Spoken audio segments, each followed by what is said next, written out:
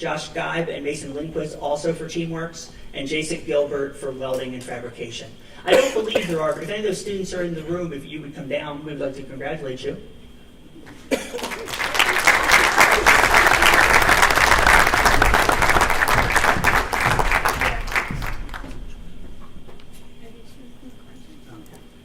So this is one of the crime scenes. This is Megan, right? So.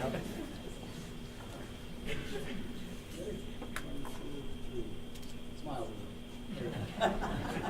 1, 2, 3. Would you like to lay down and tape around? I know, right?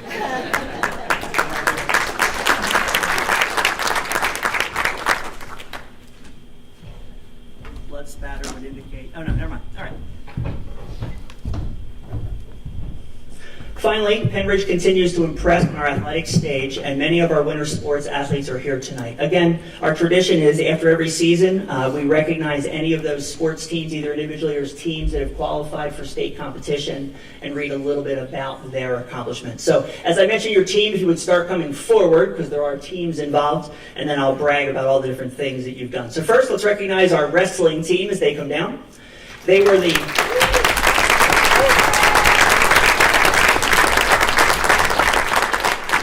were for the first time in Pennbridge history, they were the District 1 dual champs. They were District 1 East and North section champions. I'm not sure how you get to do that in 2 different sections. They were the top 8 in the state duels. They have been back-to-back Suburban League Colonial Division champs. We had 10 wrestlers who went to regionals, 5 wrestlers who went to states. We had 2 medalists at the state competition, which means they were in the top 8 in their weight class. One is Colby Martinelli, who came in 3rd place, and Talon Hogan, who came in 6th place. We had 2 NHSCA All-American medalists, 2 Courier Times Intel All-Stars. We had 5 Pennsylvania Wrestling ranked District 1 wrestlers with 3 honorable mention. And we had the PI Southeast Regional, SOL Colonial Division, and Courier Times Intelligencer Coach of the Year. Let's congratulate the wrestling team.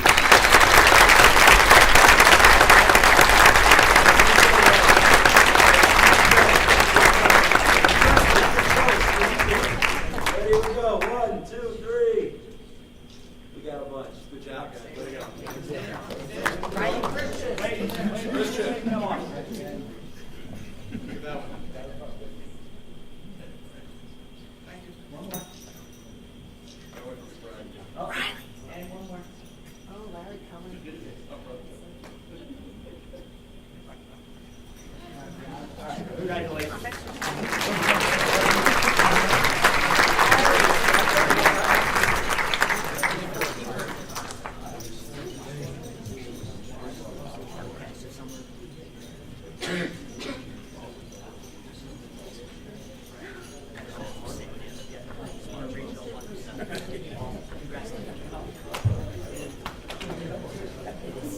It's a family.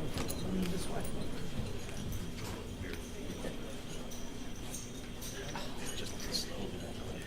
Mrs. Cullen always just randomly picks one child to take a picture for each team, so we'll see who she picks from boys winter track next. So let's recognize those members of our boys winter track team that made it to state. First, Jared Hess placed 2nd in the state for the triple jump. He was also voted 2nd team All-State and a national qualifier. Our boys 4x200 state meet team, and they were also a nationals qualifier. The 4x200 team is Chase Marshall, Dom Santos, Ethan Carafesi, and Logan Lamana. Our boys 4x800 team is also a national qualifier. Tommy McGann, Dan Lara Lozana, Logan Siegfried, and Ryan Stauffer. Logan Lamana was a state qualifier in the 400, and Nick Linder and Dan Lara Lozana were national meet qualifiers in both the freshman 400 and the mile. Let's congratulate our boys winter track team.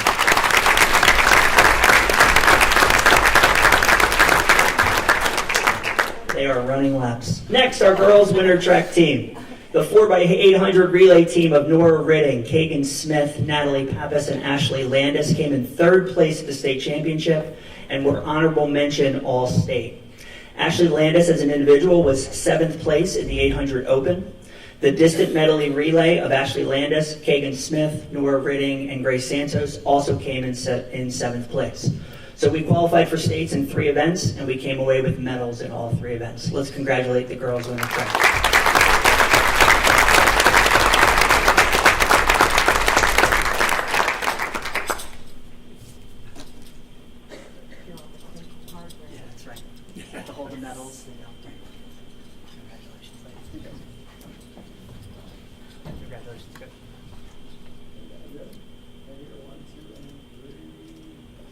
For parents.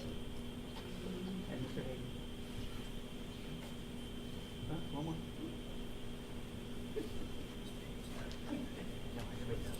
Congratulations.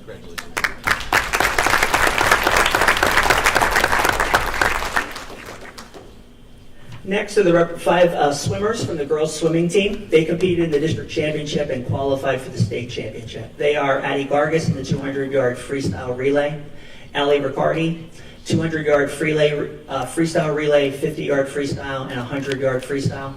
Emily Myers for the 200-yard freestyle relay, and Lexi Hulse for the 200-yard freestyle relay. Let's congratulate these ladies.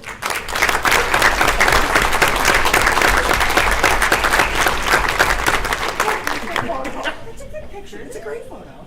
What's wrong? Yeah, I know.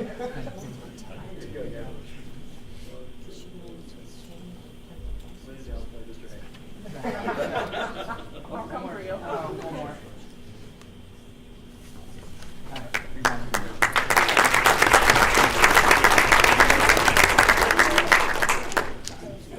Next is our girls bowling team. They were the American Conference Champions and American Conference Sportsmanship Award, and also the Suburban One League Champions overall. And we'd also like to congratulate Maribeth Baker, who won her 4th consecutive Suburban One High School League single championship. She was also a PA Eastern Regional qualifier for the 4th year in a row, and finished in 4th place in the state championship. Let's congratulate our bowling team.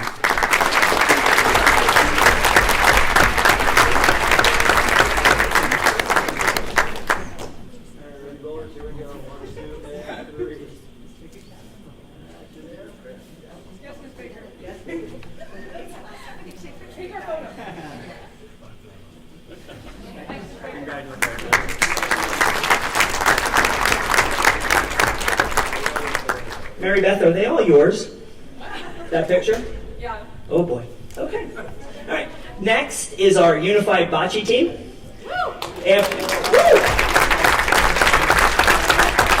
After an exciting season and a regional championship, many of you probably have seen recently on a local news outlet that our unified bocce team competed last week in the state championship. We had a fan bus go out. We definitely had the loudest support for a great show of support for the team, and they took 4th place in the state of Pennsylvania. Let's recognize and congratulate our unified bocce team.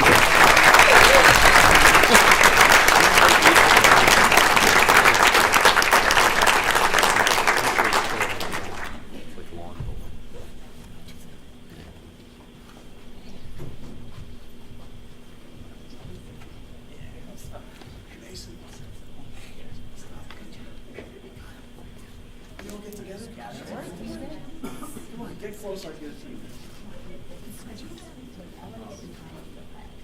Squeeze together over there. There we go. Hey, everybody looking here. 1, 2, 3. One more. 1, 2, 3. And all the parents want to take out. 2.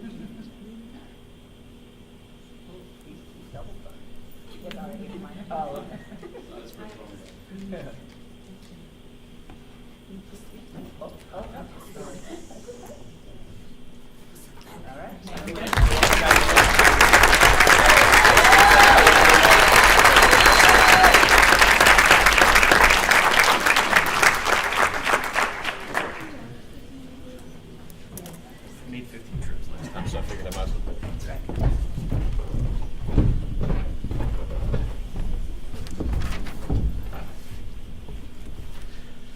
That is the superintendent's report. Thank you, Mr. Rice. Thank you, Dr. Gold. Yep. Next, we have a student liaison. Thank you. And I have never seen a school so unified as to cheer on the unified bocce team. So that was quite an experience to see this past week. Along with their celebrations, Penridge Student Council held the first annual Women Supporting Women Conference, where we had many female leaders throughout our community come to Penridge High School, where select females were chosen by faculty to attend this session during Rams period, along with a complimentary breakfast provided by our amazing cafeteria staff. Some of the incredible professionals that attended this session included a pediatric occupational therapist, a civil engineer, an executive officer at the U.S. Marine Corps, and many others to demonstrate utmost female leadership. Along with this, Penridge Student Council is still planning end of the year celebrations, notably Mr. Penridge, and we have other events in store. And outside of Penridge Student Council, along with Unified Botching scoring throughout their competition, we would like to shout out the Hunchback of Notre Dame cast, and their ticket sales just went live for April 27th. And the Penridge debate team will be competing this Wednesday in their finals competition. Thank you. I just want to recognize the fact that Dr. Scheid was the keynote speaker for the Women Leadership Conference. So.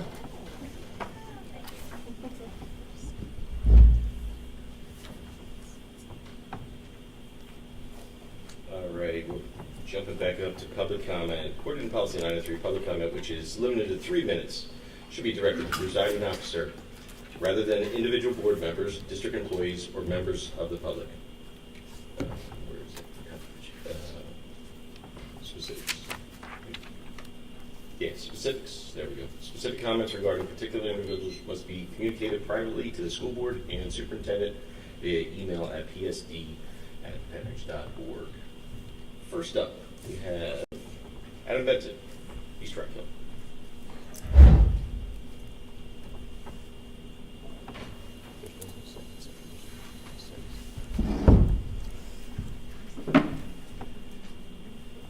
Hello again, Adam Benchick, East Rock Hill. So thank you for the discussion on policy 119. But you didn't address the core, you kind of just flitted over the core issue. What actually are controversial issues?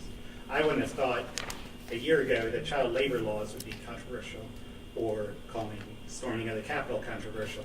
But in the last, our history teachers have specifically been told not to talk about the Capitol. It's controversial issues are educational. That's like, there's nothing more educational than what's going on in the world around the kids. And you are doing the students a disservice by not allowing the controversial issues to be talked about. You're handcuffing our teachers with vague policies, and yeah, we shouldn't be doing that. Our students should be our top priority, but instead we are prioritizing parents' political views. Please put education over politics and really do keep the students in mind. Thank you. Thank you. Next up, Kevin Foster. Okay.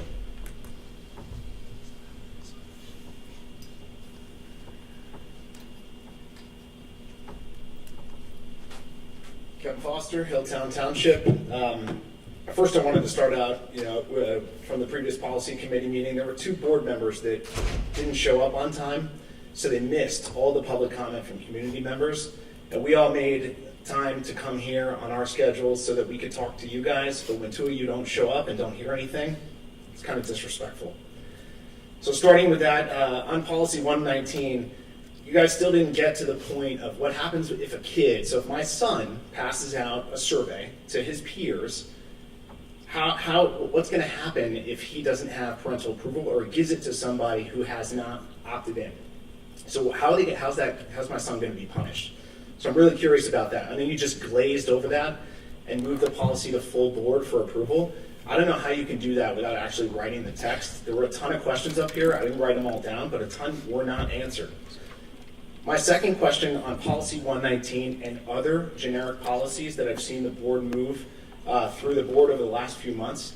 I read in the news a lot about external entities that are secretly writing policies behind closed doors.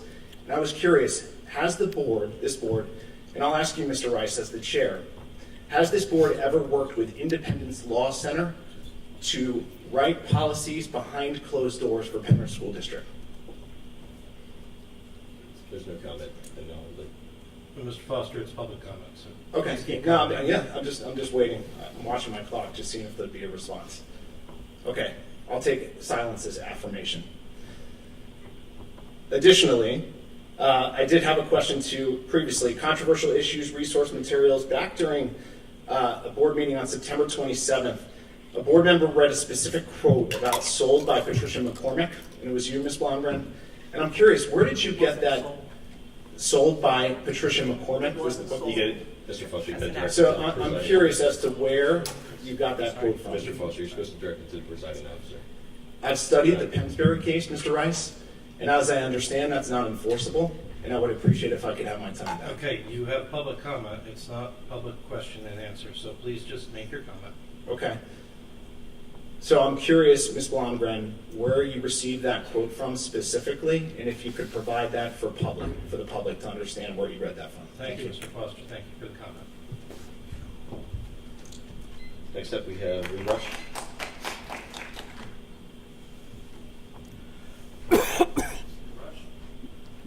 Lee Rush, Percy. I'm glad you have a clock up there, that's helpful, I don't have to worry about my time. Is that up? Will be. That's great, great idea. Took us a couple of years, let's see.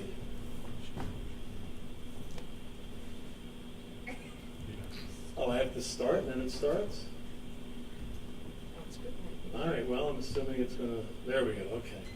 Good evening. I'd like to just make a couple of comments about the policy process, the committee. I think it was originally scheduled for March 6th, if I'm not mistaken, and then it was moved. I think it was moved then to 5:30 tonight and then 6:30. And I guess I just want to encourage you all to, I've said this often, just to slow down.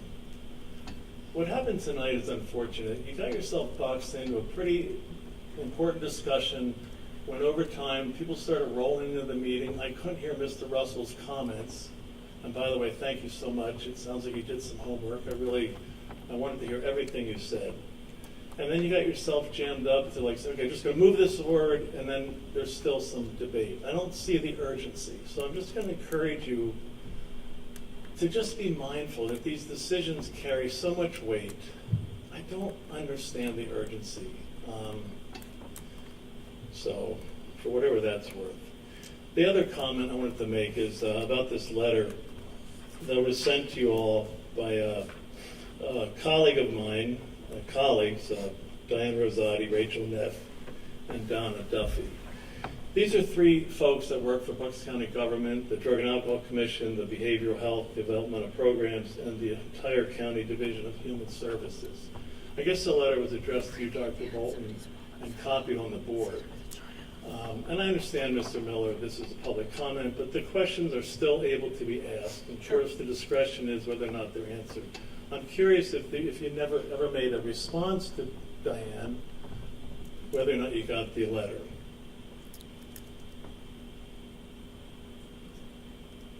Dr. Bolton. It's public. Just, Mr. Rush, if someone doesn't answer, please just move on, if you would, please. I'll also assume an answer is a no on that one. I'm discouraged by that. I'm assuming, Mr. Rice, you did not answer either on behalf of your role as president.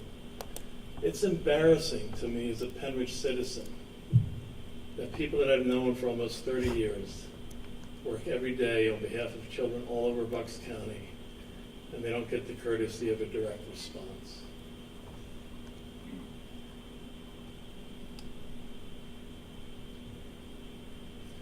The information in the survey, to follow Mr. Russell, your logic about why we ask questions about our children, and if we don't do this, would we not just know what kids are like in the country if you use CDC survey? It's the same answer of why we do all the assessment with our kids here academically. We would never depend on national numbers for how kids are doing academically. It makes no logical sense that we would do that with their behavioral health. So please take those comments under consideration. Thank you. Thank you. comment this evening. Moving on to the consent calendar. Going to make a motion to approve the consent calendar, items A through I. Can I get a second, please? Second. Brittany. All right, got a motion, get a second. Comments, questions? All those in favor? Aye. Opposed? Motion carries. All right, moving on to the activities committee report, Ms. Chingy. Okay, I just have two quick things. I'd like to make a motion to approve 2 overnight trips. One is the FBLA trip to Hershey, Pennsylvania. One is a ski and snowboard trip to somewhere in the western United States next February. I'll second that. Okay? Got a vote? Got a motion and a second. Comments, questions? All those in favor? Aye. Opposed? Motion carries. Okay, the next activities committee meeting is scheduled for Monday, April 3rd. Thank you, Ms. Jacob. Moving on to curriculum, Mrs. Blomberg. Okay, we have 2 things on here for tonight. A motion to approve the following curriculum improvement proposals, A through B, listed below, Earth and Space, and Environmental Science. I'll second that. Got a motion and a second. Comments or questions? All those in favor? Aye. Opposed? Motion carries. And then a motion to approve the 339 K through 12 guidance plan. A second. Got a motion and a second.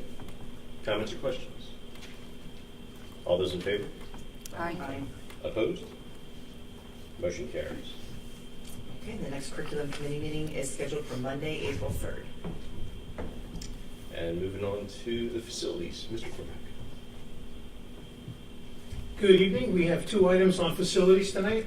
One is approval of obsolete items, A through C. I'll second. Got a motion and a second. Comments or questions?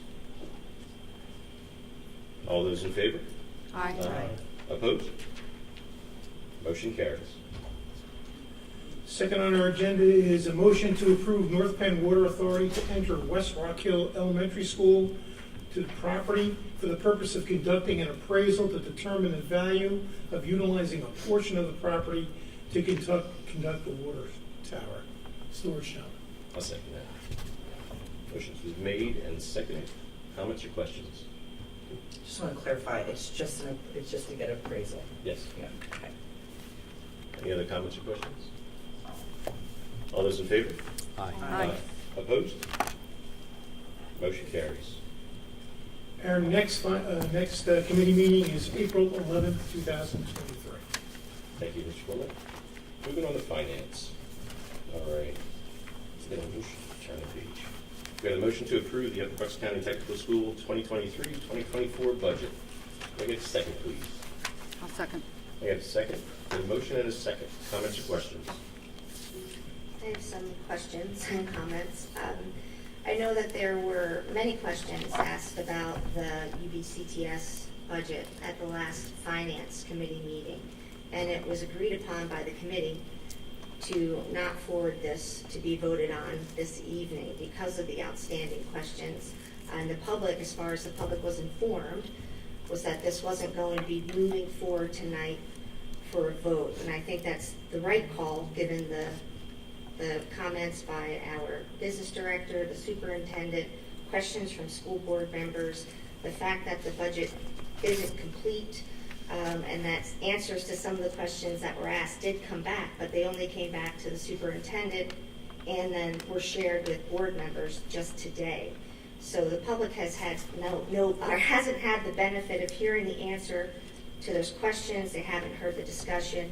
And when you're talking about a budget that's a 23% increase over what Penridge was responsible for last year, I think our responsibility to the community is to do what we said we would do, which is have this discussion at the April Finance Committee meeting. It won't harm the process of passing the budget at all. And we have these things that are outstanding that the public needs to hear about. I think that we should hold the JOC to the same standard as we do Penridge. And I think that what we have here, we have great success. For 6 years, we haven't raised taxes. We've had a balanced budget with no deficits.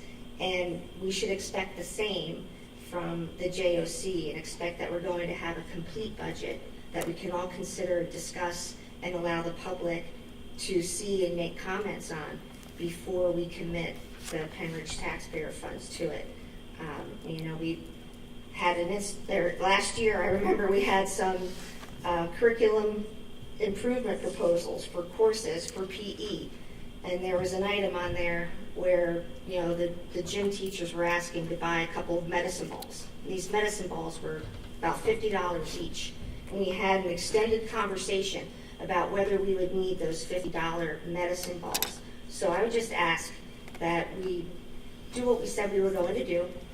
Don't vote on this to pass this budget tonight, and give the public the opportunity to see the answers to the questions and get the answers to the questions that haven't been answered yet, and then do the approval for the budget.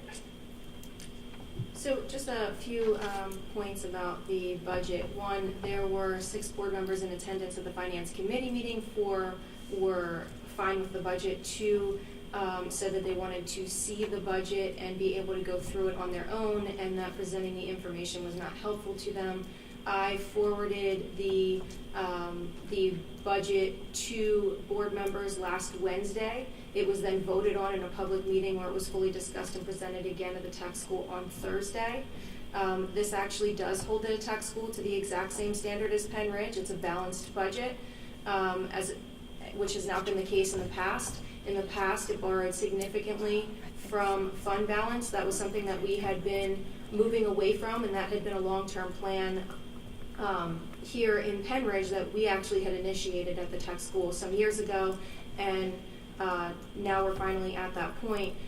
If you look at from budget to budget, from the current year's budget to the proposed budget for next year, the budget actually went down 0.96%. When you parse out things like the ag building and the cafeteria and all of the new programs, and look at how much is just operational increases, the increase to the budget from last year is actually only 1.53%. If you add in all the new programs, you got to remember that we are drastically increasing the number of kids. We had significant waiting lists of kids who wanted to get into the tech school. And so all of those kids, we were opening up new programs, adding new sections to give them the opportunity to be able to be at the tech school. If you include all of those new programs, that's what brings your increase to 6.79%. That's all. We're sending more kids, they're hiring more teachers, they're opening new programs, having all new materials for all of those additional kids. It costs money to do that. If you look at just operational expenses and parse out those programs, again, the increase, apples to apples, is 1.53%. This actually does the same exact thing that we do in Penridge, and the big problem has been the recurring borrowing from fund balance year after year. This is ending that, and we're not going to be borrowing from fund balance, so we'll be paying our full bill. So when you look at that increase, the increase is just that we're not having a structural deficit and we're not pulling from fund balance, which is unsustainable. This gets us on the right path with a balanced budget. Everybody's paying their fair share. They've been borrowing from fund balance, and now this is where we're going to be. So this gets us in a good place. Again, first balanced budget, 1.53% apples to apples. It's really a no-brainer. And again, the board members also had said that they would follow up with Mike Carrera for questions, which is why I made sure to forward this to everybody last Wednesday.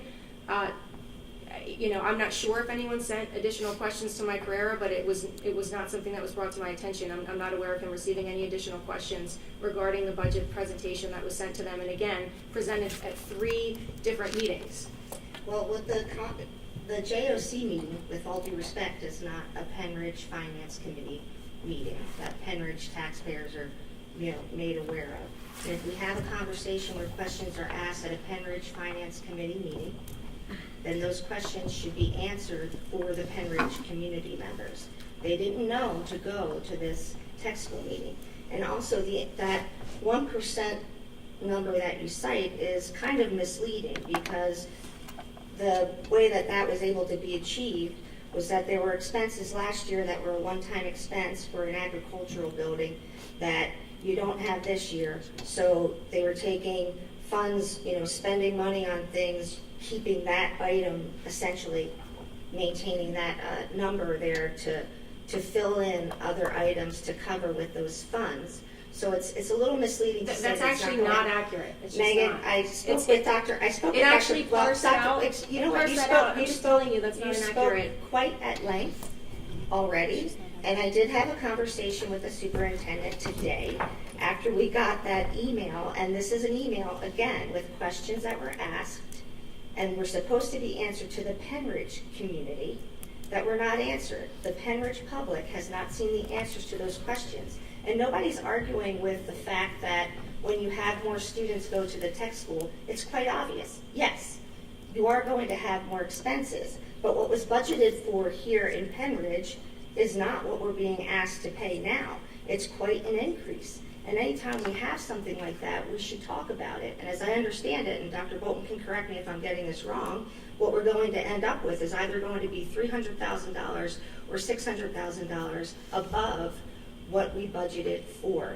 And if we're going to have that happen, we should give the public in the Penridge community the opportunity to see it. There's no urgency to pass this or to approve this on this very night, when if we do it at the April Finance Committee meeting, allow people to see it in a real way, allow them to parse out all those details that you're talking about, and then we can approve it at the April board meeting with no problem.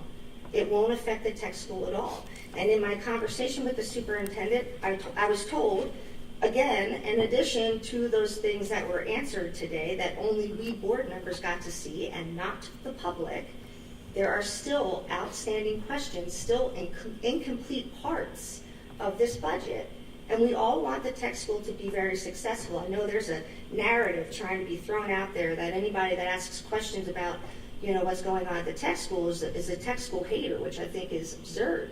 We actually want to make sure that the tech school is operating well and that our students will be well served there. And if we are responsible with our money, as we are here, we'll be able to provide even more for them in the future. So all I'm asking is to give the public the opportunity to hear all of the details. I don't understand why that's such a big ask, especially when we have nickeled and dimed and really interrogated people over here in Penridge over the smallest items, $50 items. But yet, when it comes to this amount of money, there's an unwillingness to have the public be fully informed. That's all I'm asking, is for the public to be fully informed. And the public was not, because the public did not receive the information that we received just today. No new information was shared today. All of it was in the presentation that was sent on Wednesday. All of it was presented to the board. I know you weren't able to make that meeting for whatever reason, but it was presented here at Dr. Bolton, Penridge. was there new information? The 1.53, and is there incomplete? Are there incomplete? The parts? 1.53%, just to be clear and accurate, parsed out the ag building by the request of the business administrators and the superintendent. That is not a factor in that number. That was pulled out. This is literally this does not take that. This pulls that out of it and is strictly looking at the operational increases. So it's just not an accurate number. I had a couple concerns on this. The one is that for our budget, the school district's budget that we've been looking at, we're looking at an increase of only 2.95%.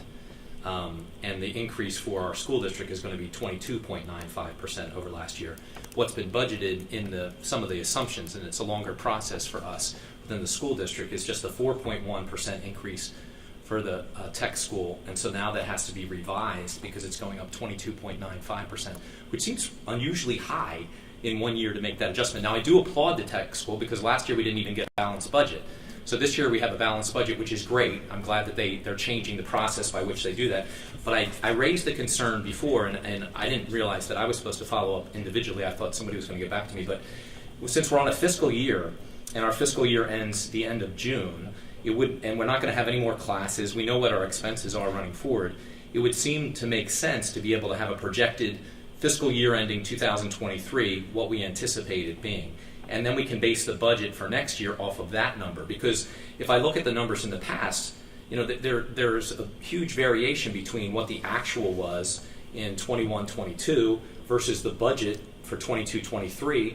There was a 24% increase then. So if we don't have a good number on the budget, if the budget is inflated for whatever reason, to say it's a decrease of 1.1% off of that budget is really meaningless if the budget isn't based upon actual numbers. And again, because we're on a fiscal year, this is the last quarter, we're not going to add any classes, we're not going to add any students. It shouldn't be that difficult for the tech school to be able to project out to the end of June what we anticipate the expenses being, and then we can base the budget for 2023-24 on that projected year-end actuals. And that's all that I asked for, but I still have not received that.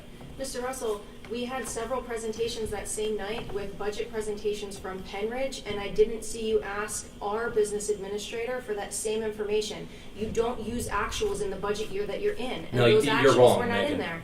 We did have those projections in ours, but if you've been part of a budget process, that's what you do. You don't base a budget on a budget because those budget numbers could be inaccurate. So you base a budget. Those actuals were reviewed. Well, the actuals were not presented. They were reviewed with the business managers. Look, well, I don't understand what the rush is. So for our budget in Penridge, we take at least 4 months, right? We were shown the result 2 weeks ago. I had no idea it was going to be up for a vote tonight. I assumed we would have more time to discuss it. Of course, it has to be approved it certainly doesn't have to be approved tonight. But since we have a new guy running it and a new CFO there, and some misinformation or lack of information from last year, I don't think it should be an issue to delay it for a month so we can take the time to do this right. We're asking for a 22% increase with new people running it. I don't question them. I think they're doing a great job. But there's a lot of question marks. And to rush this through tonight is just bad fiscal management. So. All right, for the record, we do have a motion on the floor. We have a second. I have invited all board members to all JOC meetings since the beginning of time, since all of you have been on the board. Can we participate at the all due meetings? Can we respect. participate at the meetings? All right, so We can't vote. We at can't that participate. We meeting. can watch, right? We can do public comment, but inviting us to come to the meeting is of no effect. And that's why we That's where you can have learn representatives on the JOC. We send 3 Penridge School Board members to represent our interests at the JOC. And I think this comment keeps being made, well, you could go to the IU meetings, you could go to the JOC meetings. I think that's kind of disrespectful to the Penridge taxpayer, because we have discussions here for a purpose. There is a process for a purpose. The Penridge taxpayer should be fully informed about what is going on with their money. And again, to say that I didn't follow up is not true. Dr. Bolton is the superintendent of record at the tech school. So he is the person that has the answers. What I got back in my discussion was that there are incomplete parts. There are questions that have not been answered. There are items on the budget that have not been explained as to what the money is going to be spent on. So I don't understand the defensiveness, and I don't understand why this needs to be just ramrodded through when we had a conversation at our Penridge School Board Finance Committee where we said, where lots of questions were raised, and again, it's information that the public has not been given, and saying that they could simply go to the JOC meeting is not an acceptable substitute. Those questions were asked here in this forum for this board to consider. And we should have the ability to do that. And again, it absolutely has no effect on the tech school whatsoever for this conversation to take place in April. Our business manager wasn't comfortable with it. The superintendent isn't comfortable with it. There's lots of question marks. What we should do is have the conversation in April. Ms. Chenoweth, can we have the roll call vote, please? Thank you. I need to ask one clarification for the roll call, because one of the topics has to do with the the refunding of the audit money from 21-22. And so there was just over $1 million that the audit talks about returning. There are 2 pieces in the articles of agreement that talk about what to do with that up to 8% and then beyond that in terms of fund balance. So I want to make sure that I understand what the board is voting on, because I believe there are some members, because our presentation doesn't say that and our motion doesn't say that. It's in there, and you know exactly what we're voting on. And so I just want to You make also sure know it's that we're complete, clear. So I don't know why you would tell Mrs. Cohen it was not complete. Okay, here, we're I'd like to make sure that the board is aware of what they're voting on in terms of the refund of money, the 1.048 million that's on slide 10, in terms of what we're voting on, so people know what they're doing, because that's separate from Dr. just the Bolton, what budget you're as really it's saying presented. is that you don't want the cafeteria renovated at the tech school because you want to send lunch back next year, and you want everybody to know that there's $800,000 in the capital fund to be able to take care of those 3 capital projects. Everyone is aware, it's in the presentation. Is this just approving the budget, or is it discussing the It's return approving of the the budget. It's approving the budget. So what about the $1 million? And was that $1 million because the budget was off versus the expenditures, because we paid more than what they actually used? Is that where the $1 million is coming from? This Mr. is Russell? scary if we approve Mr. this Mrs. tonight. This is bad fiscal management. We can't wait a month to discuss We've these already issues. answered- we've already We answered have this not question answered a the million public's times. questions. We No, there are absolutely still a answered lot the of questions. questions. There's no You reason already to know rush we this had a through long for 2 weeks. conversation about You how ever that $1 stop million talking? was from the year before. Stop Because talking there's for a second. always extra All right. revenue. I'm answering the Wait a question. minute. I wasn't done. Which I is- wasn't done speaking. Which, Hold keep in on. mind, it Hold was on. $7.5 million that we were over here at Penridge that same exact year. That's how it works. You Ms. don't budget and end up Clements. with exact numbers. Just wait a month so we can discuss this. Okay, Rational hold people. on. Mrs. Chenoweth, call the roll. Mrs. Chenoweth has been instructed to call the roll. She's Wait, called one the roll. moment, because a question No, was no. asked. No, a question was asked about whether this includes that. We just That answered the overage. question. It does include the overage. It is in the budget presentation. You just got Okay, and to me, that's a completely separate item, because that is something, again, that our business What's it manager saying that expressed they're doing with the difficulty- overage? or di- What does the budget say that it's doing with the overage? It's in the budget and was provided to all board members this afternoon. But what about the And last public? Wednesday. This afternoon? See, so it was provided, time that's this my afternoon? issue. Last It was- Wednesday. It was provided last Wednesday when? Ms. Chenoweth, would you call the roll, please? I know what I'm voting on. Call the I roll. mean, I just, Megan. again, I don't understand the unwillingness to answer simple questions and have a conversation and not make juvenile comments such as, Right. you don't want the cafeteria at the tech school to be improved. The chair has That's not called the way roll. Ms. professionals Chenoweth, work. please present to the vote. Mrs. Banis Clemens, Yes. Ms. Paczynski's absent, Mrs. Blomgren, Yes. Mrs. Chaikin, Yes. Mr. Cormack, Yes. Mrs. Cullen, No. Mr. Russell, No. Mr. Rice, Yes. Mr. Wurs. Motion carries 5-3. All right, next up we have the approval of the E-rate Cisco switch, motion to approve the E-rate Cisco switch refresh project quote. Could I get a second, please? I'm sorry, which Where are you? He's on D. Oh, He's on D. Go Oh. to D and then you go back to C. sorry, I jumped down to page Go ahead and go to D. D. Could I get There's a a second? second from Mr. Cormack. Thank you, Mr. Cormack. I get a motion, comments or questions? All those in favor? Aye. Opposed? Motion carries. Back to C. Back to C. Approval of contract, sorry about that. Items A through I. Could I get a second, please? Right, motion to approve the contracts A through I listed below. Second. Thank you, sir. And motion, comments or questions? I just had a question on A, for the pediatric therapeutic services.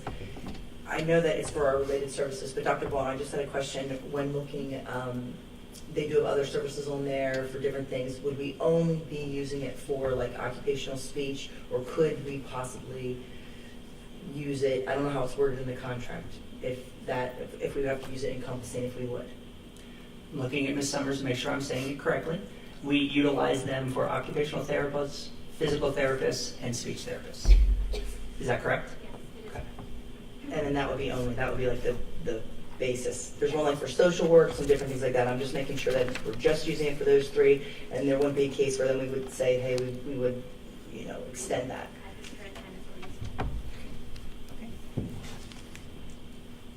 So we have a motion and a second.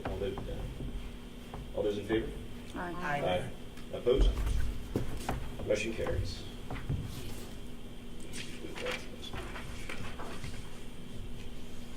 Motion to approve the Kids Care Art Agreement for the before and after school daycare program effective 7/1/2023 through June 30th, 2028. Could I get a second, please?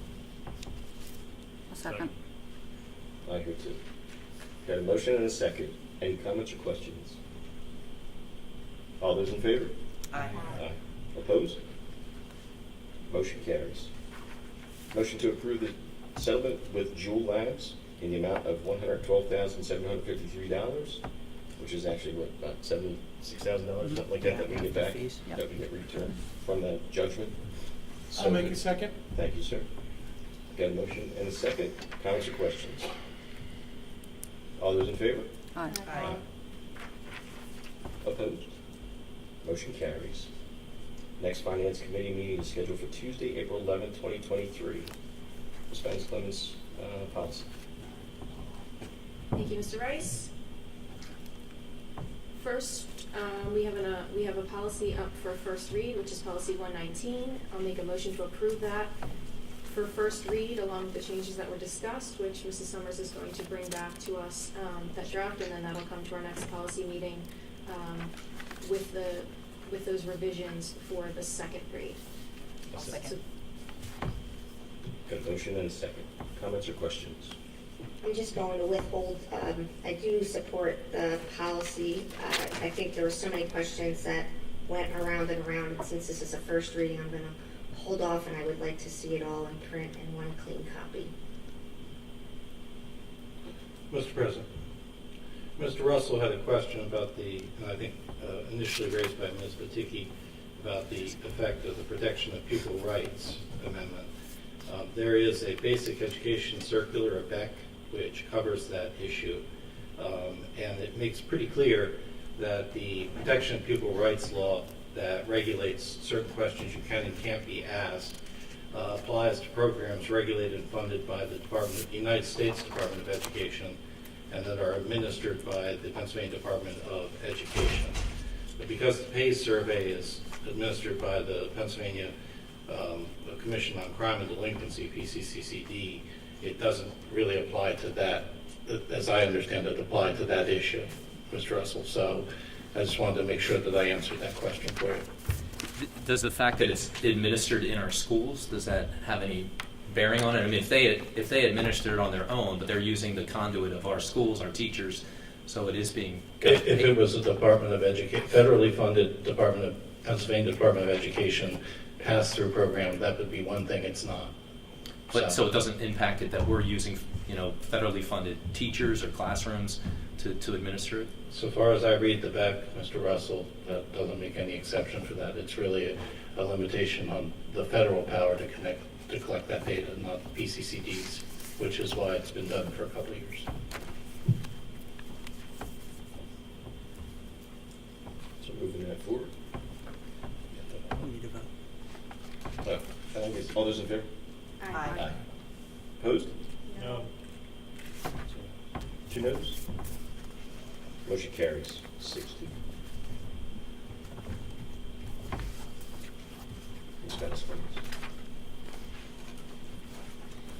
Okay, next I'll make a motion to approve policy 903 of public participation in board meetings. Since it is a final read, I'll read the specific changes that were made in the last committee meeting. One was that in the policy, the language would say shall sign up on the sign-up sheet as opposed to with the secretary. And the other was that adding a line at the end of that paragraph that says you can sign up for the second comment period up until that period.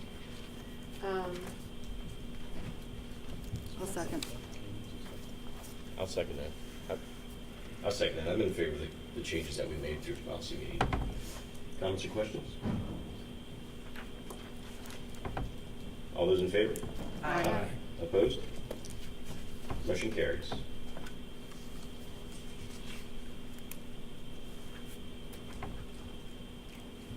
Are we gonna get a new green sheet now to read at the beginning of the meeting?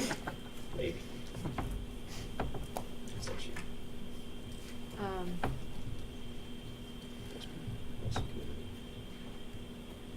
The next policy committee meeting is scheduled for Monday, April 3rd.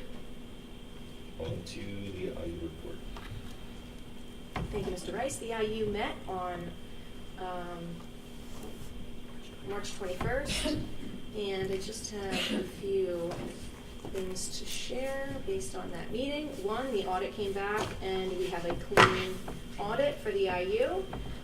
One of the presentations was on the Inspire program.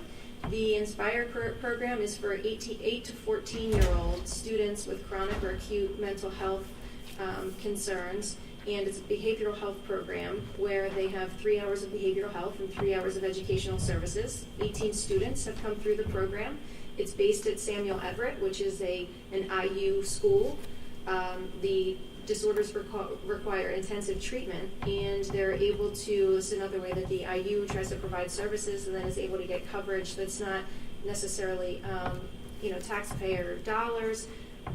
By bringing in and getting the coverage through Magellan, they're able to, they worked really hard to get all of the red tape and certifications that was needed to be able to get Magellan to cover a majority of it, and then if there's anything that's not covered, then that's picked up by the LEA, but it saves sending districts a great deal of money to be able to bring a lot of that through the health insurance. Another discussion was a great history lesson on Impressionism art that started in New Hope in 1898 along the Delaware River. Everybody was coming here from France to Bucks County, and it became an art hub. There's a great deal of information. If anybody would want the whole history lesson, I'd be happy to share it with you. It was actually really interesting. And it's kind of started this whole trajectory of the Bucks County IU and Bucks County in general being a big hub for art. And a lot of things have developed over the years based on that, including the Art on the Move, which we've talked about before, where there's 6 paintings with curriculum that goes around to the different districts, and we can all opt into that.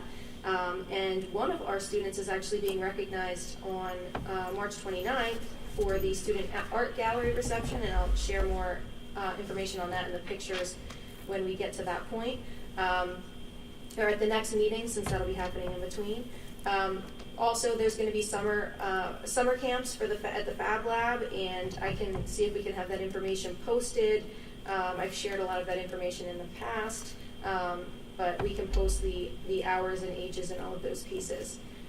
Another thing I wanted to share with you is about the Wood Services was another program facility that was shared. Wood Services is a Bucks County residential treatment facility that serves children ages 5 to 21 with educational, behavioral, and mental supports on campus. There's limited opportunities for community and typical school experiences for many of these children.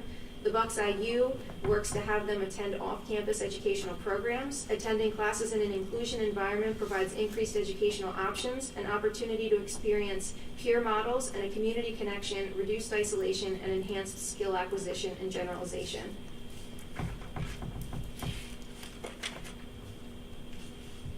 The IU continues to be responsive and prides itself in being responsive to the needs of our school districts and personnel.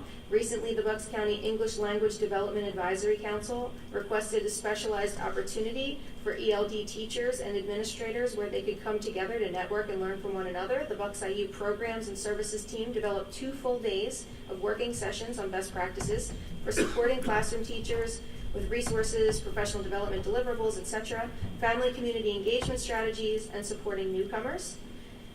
The IU is also focused on supporting and developing the next generation. The Bucks IU occupational and physical therapists regularly support the training of the next generation of occupational therapists and physical therapist practitioners. Bucks IU staff supervise level 1 and 2 graduate interns as they gain fieldwork experience, typically over 6 to 12 weeks. To help provide them with the necessary school-based clinical training required for them to meet the state and national certification standards to become an OT or PT practitioner. The IU also has many professional development opportunities that are available on their website for districts to take advantage of. And the IU is meeting next on Tuesday, April 18th.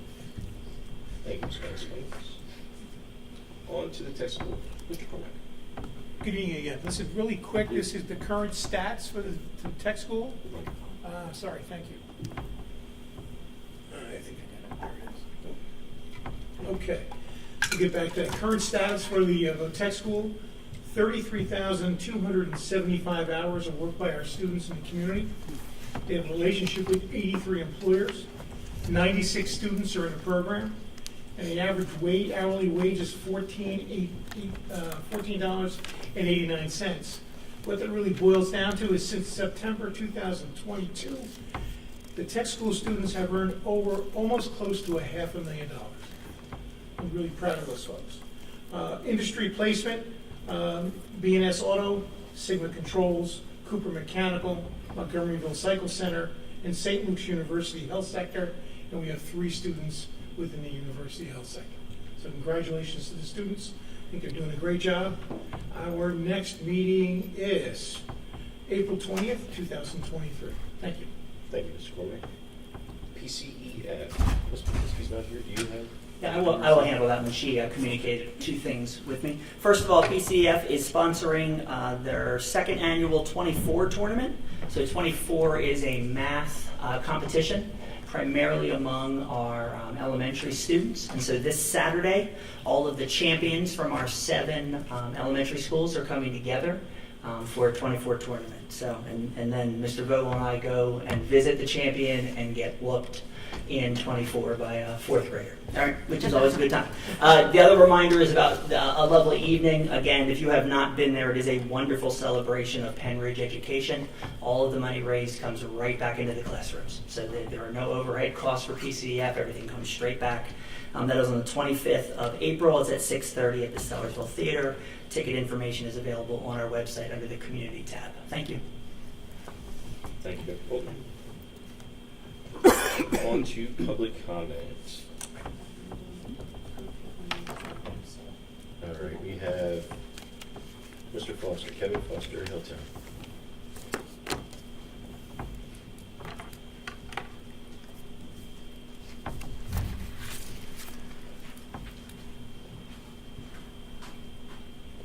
Kevin Foster, Hilltown Township. Just a couple odds and ends, observations I made during the meeting. The first one, Mrs. Banis-Clemens, on policy 903, specifically the section that says no participant may address or question board members individually. I believe, according to the Pennsbury case, that is not enforceable, and I would ask that the board make a correction to that policy and remove that language, based on my understanding. I'm sure you can talk to Mr. Miller about that. Secondly, a question for Mr. Russell. In your legal opinion, as an attorney, do you believe that it's ethical for the ILC or any other external entity to draft public policy behind closed doors? Again, Mr. Foster, it's That's public okay. comment. Yep, Just understood. Continue going. Yep, will do. And then Mrs. Blomgren, on Tuesday, September 27th, that quote, it was allegedly by Tiffany Jackson, so I did correct that. I'm still very curious as to where you read that material from. Thank you, Mr. Foster. And not finished. One final question, too. I reviewed the consent calendar and the bills list tonight, and I noticed that Eckerd Siemens is not on the bills list for this evening, so I was just wondering if Mr. Miller is working pro bono this month. Thank you, Mr. Foster, for that moment of levity. Next up, we have Lee Rush.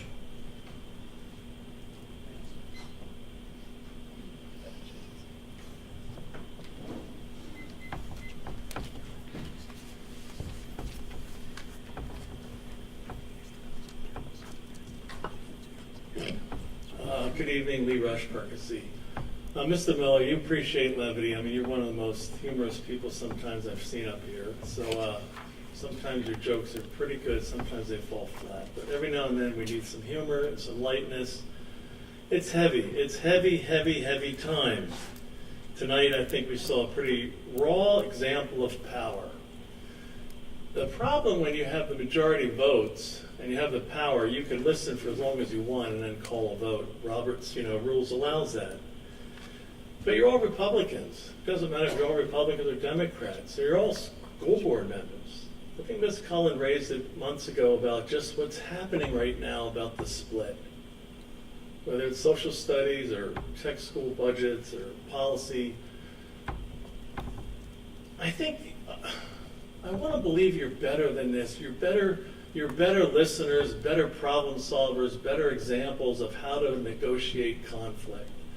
And to see people talk over each other, make accusations about people's agendas and motives, I'm just going to keep imploring you to either get some outside help, a consultant. It's another 6-7 months before the election. It's just not fun to be witnessing it.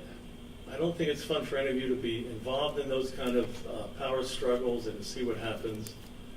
So I hope you take heed of that 2-cent suggestion. My final minute, I just want to make a request of the board. Last August, I was part of a group called Pembridge Citizens for Direct Representation. There were 7 petitioners that petitioned our local Court of Common Pleas in Doylestown. Our hearing was held on January 17th. This is all a matter of public record now. The transcript was put in the public domain a few weeks ago. On February 18th, the court directed each party to submit their final findings of fact and conclusions of law. Our public citizens document is now part of public record. I'm going to thank the board for putting a place on your placeholder on the website where all these documents are placed for public consumption. So I'm going to ask, hopefully, that those documents can be put up there now that they're public, the transcript and the findings of fact. The 7 petitioners, Lois Dotson and Jim Ryder, presidents of Percy and Sellersville Borough Councils, they were acting in their own personal interest, not on behalf of their elected official position. The other petitioners, Joe Ferry, former PR director, my brother Brooke Rush, Jeremy Shipman, and Chris Ann Swartley. I humbly ask that you allow the public to view those documents so people can make informed decisions. Thank you very much. Thank you. Moving on to old business. Is there any old business? Yes, and Mr. Rush brought it up again.